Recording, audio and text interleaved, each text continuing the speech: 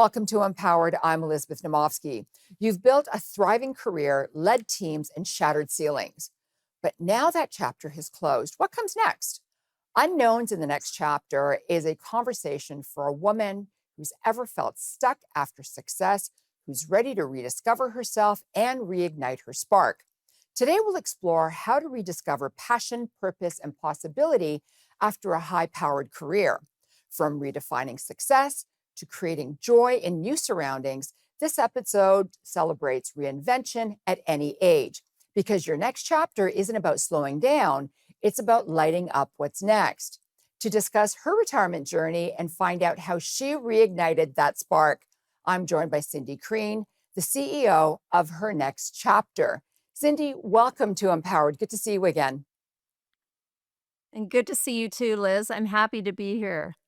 I'm happy that you're here too. And I want to just jump right in because I know there are a lot of women that are struggling with what's next. So, what were you thinking of in terms of your next chapter when you first retired from corporate life? Well, I start was thinking that I would jump right in there and consult.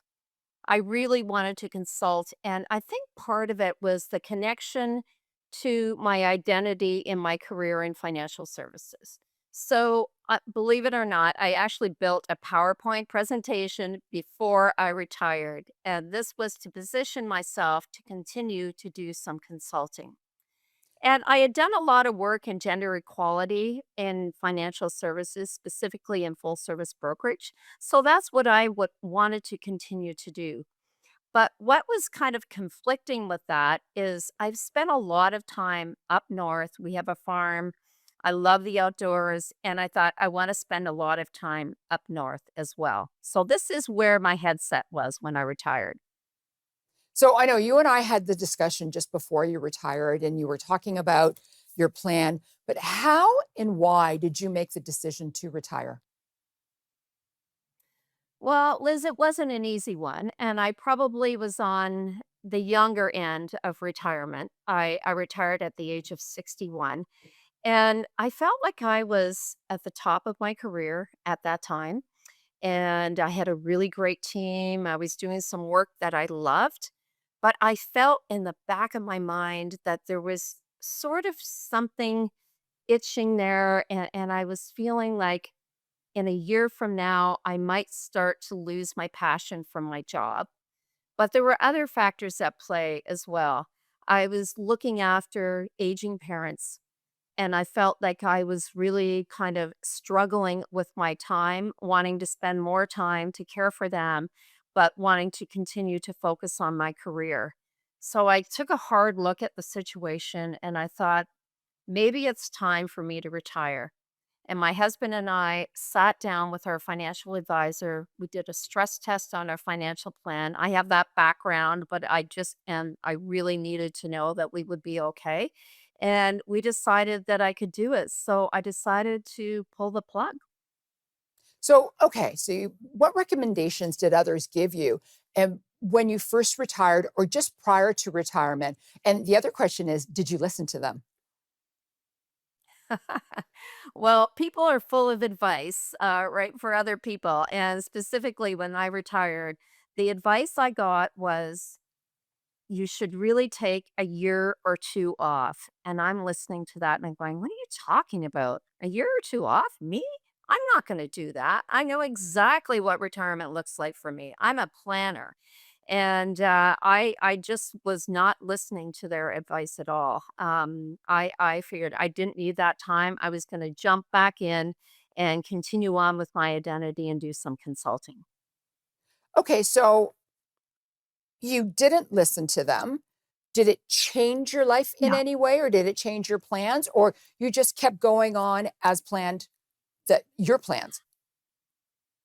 Yes, I just kept going on as planned. As I said, I'm a planner. I had a PowerPoint presentation already, and I think the day I retired, I just kept I started phoning people and I fully expected to jump in. But as I said, it was a little bit of conflict going on there because I wanted to spend more time up north, and you can kind of sense where the conflict was coming from. Right. And you had a life changing event shortly after you left corporate life. And when we come back from this break, you're going to tell us what happened because it's an aha moment for everyone.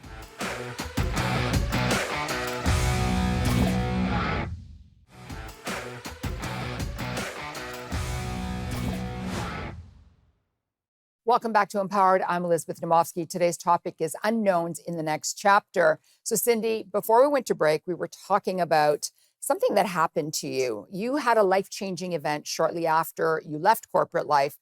Can you please explain to everyone what that was? Yeah, I sure can. And it wasn't great at the time. About 5 weeks after I retired, my husband and I decided to take a trip to Europe. I was planning on being there for about a month. And about a week and a half into our trip, when we were in Greece, we got a phone call at about 12:30 at night. And my husband's phone just kept kind of vibrating. And finally thought, I guess I should answer this. And our house up north was on fire, and it was ablaze. And people were phoning us and letting us know about that. And it was certainly very heartbreaking. This is a place that we've had since 2007, a place that I plan to retire to, and our heart and our souls were in that house. And it was obvious from the frantic phone calls that we received that we were going to lose everything. Very difficult news to get when you're thousands of miles away. It's very difficult news to have, even if you're 5 minutes away. It's devastating. But I want to ask you, how did this event shape the next chapter of your life? Well, it certainly did shape the next chapter, from the sense that I was stopped in my tracks. I didn't have time to focus on trying to build a consulting career. I actually didn't even really have time to care for my parents. I had to hand over some of that responsibility, and I was purely focused on our insurance claim and rebuilding our lives, and also focused on trying to deal with this grief. I mean, this is the kind of thing that happens to someone else, it doesn't happen to you. And it's just one of those shocking events where you wake up every morning and go, wow, our house burned down. Did that really, really happen to me? And how are we going to gather ourselves up and move on? So I was very focused on dealing with that. Well, it's devastating. And you're right. Mm. I mean, nobody ever wants Absolutely. this to happen to themselves. But Cindy, where would you be in the next chapter if it wasn't for this event? Well, it's interesting, Liz. So this is, this happened 3 years ago. It's actually almost to the date. And I think I look back now, and I think that it was a good thing that it happened. And that seems like a weird thing to say, but as I said, it stopped me in my tracks and it forced me to appreciate what is really important to me. The kind of support that we got from our friends was just incredible, the emotional support. But also, it forced me to take some time to really think about what was important to me through this time of going through the rebuild and the insurance claim. There was something happened, and it was really weird. It's like I kind of shed this identity that I had as in my corporate career, and it just forced me to listen to some of the advice I had received from other people, and to listen to my heart and what was really important to me. So while you were shedding your identity, what have you actually learned about yourself in the past 3 years? I realized that I did not want to continue to consult at all. In fact, I did. It was funny. I did have I remember I had an opportunity, and I was speaking to the organization about it. And every time I talked to them, I had this pit in my stomach. And I was like, I don't want to do this. I do not want to consult. I want to move on from my career. I would like to spend almost 100% of my time up north and build my community up there. And I didn't want to continue to consult in financial services. And It was tough to learn this lesson, but I'm kind of happy that it happened that way. And Cindy, everybody who has a professional career, or has had a professional career for a long time, always thinks that they know exactly how they're going to retire, what they're going to do. But, life has these moments that change, and those changes in our lives change absolutely everything. And I'm not saying that this is good, but this is good for your heart, as you were saying before, and it helped mold you into who you are now and doing what you'd like to do. Please don't go away. We'll be right back with more Cindy and her story of retiring.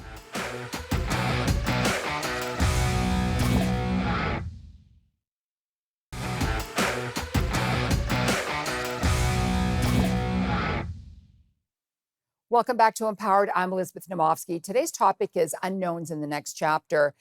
Cindy, as women, we always like to say yes to things. But how has saying no to things helped you at this time? Well, I think it kind of starts with getting comfortable with what you really want in your life and at this point in your chapter, of this next chapter in your life. And, I had started a couple of things in the city, a couple of women's groups in the city that I thought were really important to me. And after a while, after this happened, I went, I don't really want to keep going back to the city. And it just wasn't in my heart to continue to work with these groups that I had started. So I said no to that. And I started thinking some of the non negotiables for me are I really do want to focus on my community up north. And I remember a friend of mine gave me some advice and he said, Cindy, don't try to straddle two places. You're never going to feel completely at home or yourself at this next stage if you're constantly driving back and forth, just like I was in my career. So saying no to things became really, really important. And there you have to listen to your heart. I love the fact that you said that because I've known you for many years now. And Mhm. the last time I saw you was a few months ago. And there was a change in you. You had this sparkle, and you didn't have that stress and the plan that you had. You were completely different. And I love the fact that you're sharing this with people, because I think a lot of women are going through the same thing or have been through the same thing and are still struggling. But I want to ask you, how have you adjusted to a change in your living environment in this next chapter? Because it's not an easy adjustment. It isn't an easy adjustment, and I went from, bustling downtown Toronto to, I'm on 15 acres and kind of the middle of nowhere. I mean, I'm close to a town, but we only were up here on the weekends, and now all of a sudden I'm up here full time, and I have a lot of friends up here, but it wasn't enough. Like, you're not just socializing all the time. You have to build an identity. And I found I had to really get out there. And if I was going to have a life up here, I had to create it myself. So there's lots of groups out there that you can join. But one of the things I did, and it was a really bold move, I put a post on the community Facebook page.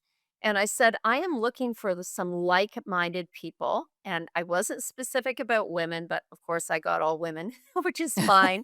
And I was looking for like-minded people to kind of explore this next stage in our lives together, to share our wisdom, to inspire each other, and I had an overwhelming response to this. And we're 2.5, we'll be 3 years this summer in, to this, and, we are still meeting monthly, and I've met some amazing, inspiring women, and they keep thanking me for bringing them all together. So it's you have to make things happen and get out there. You know what? I love the fact that you said that. I was just on a call with a younger woman who said that, she needs to network, and she doesn't really feel comfortable enough to, because she hasn't surrounded herself with enough like minded women that they can share ideas and bounce ideas off of each other.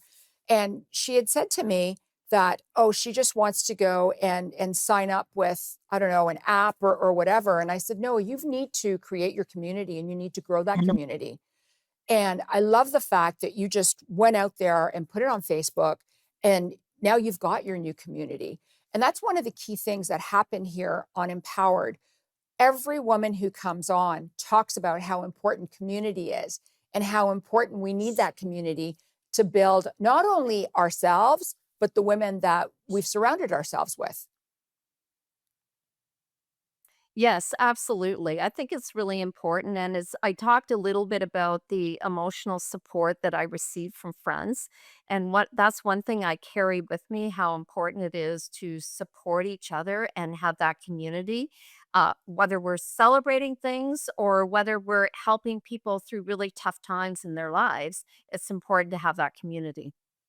I agree. So when we come back, we'll talk about what you've done that continues to shape who you are at this stage in your life. So please don't go away. We'll be come back. We'll be right back with more of Cindy's story during her retirement.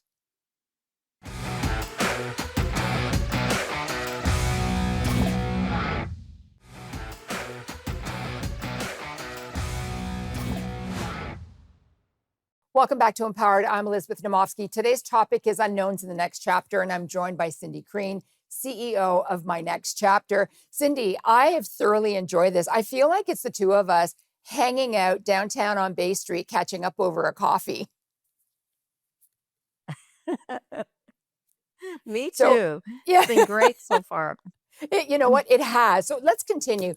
Like, what have you done that continues to shape who you are at this stage in your life? Well, I think what is really important is to be kind to yourself. And what I mean by that is I still have my days, and I'm 3 years in. I still have my days where I'm like, "What am I doing?" And, I have my off days, and I have to just be kind to myself and say, "That's okay. You're going to have days like that where you're feeling off, just like when you're working." But the difference is you're kind of on your own, to work through some of that. So I do find ways, to do a yoga class. I don't meditate, but yoga is my meditation. I find that really helps with that. But I'm also very proactive. I reach out to people and say, "Do you want to go for a coffee? Do you want to go for a hike? Do you want to go for a bike ride or go out skiing?" Like, I think there's lots of other people who are sitting at home going, "What am I going to do this week?" Or "What am I going to do today?" And I don't get a lot of no's when I reach out to people. The other Well, thing I've mhm. done is sorry, go ahead. No, no, go ahead. The other thing you've done. The other thing I've done is I started volunteering. I've always wanted to volunteer, and I volunteered for a, community outreach program who has a treasure shop. It's like a thrift shop, and it's you'd laugh. I mean, Liz, you know me, but for people who don't know me, I do not thrift shop. I don't have the patience for it, and I'm a complete germaphobe.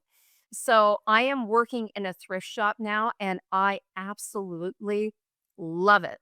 The sense of community with the other volunteers in this thrift shop and seeing how it operates and all the customers that come in and engaging with them is just so amazing. And I'm like cashier assistant and greeter. So there's no ego there. And I absolutely love this. Like, I don't need people to know where I came from or what I've done. I'm just enjoying this I love that. volunteering. I love that for you too, because after everything that you've been through, this is an incredible part of your life now. And I really like the fact that you're doing that. Now, what are critical areas in your life that need to be fulfilled at this time?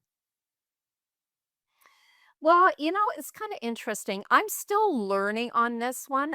For me, a non-negotiable, as you know, is I love to stay active. So sometimes when I'm active, I'm doing it on my own. Other times I'm doing it with other people. But I find I also have to push myself to be proactive again, to get some challenges and to get some connection in the community, as I talked about before, because it's easy to spend day after day after day doing your own thing and not being engaged in the community. So, Cindy, how do you make things happen to continue to grow at this stage? I know that you reach out to people, but you've got to do something from within. I love that you said that, Liz, because it's so much. I was thinking about this today as I was exploring these questions again and reviewing, and I'm going, I I have a lot of time now to really think about what is important to me. And when I have those days that I feel off, I will go, what is missing? What is missing? What have I not been doing? Maybe I haven't been out in nature enough. And if I can't find someone to go for a hike with, I go out in nature on my own. And an hour later, I feel so much better. Or maybe I haven't had coffee with friends, or I haven't reached out to my mom. I haven't reached out to my sister. Like, I really try to take stock. Or maybe I just miss the downtime, which is like downtime for me. Like, I never had downtime, and I'm telling you, I have never read so much in my entire life. Like, I'm reading so many books, and I'm loving it, and also doing things like this, Liz, just really make me feel like I'm giving back. I love it. Thank you so much, Cindy. Cindy's words of wisdom to you are be open and curious at this stage. Don't let your career define who you are once you move on. Draw upon your strengths and use them in different ways. I'm Elizabeth Naumovski, and I'm here to empower you and make frugality fashionable. Thank you so much for watching. I hope this was really helpful to you. Bye for now.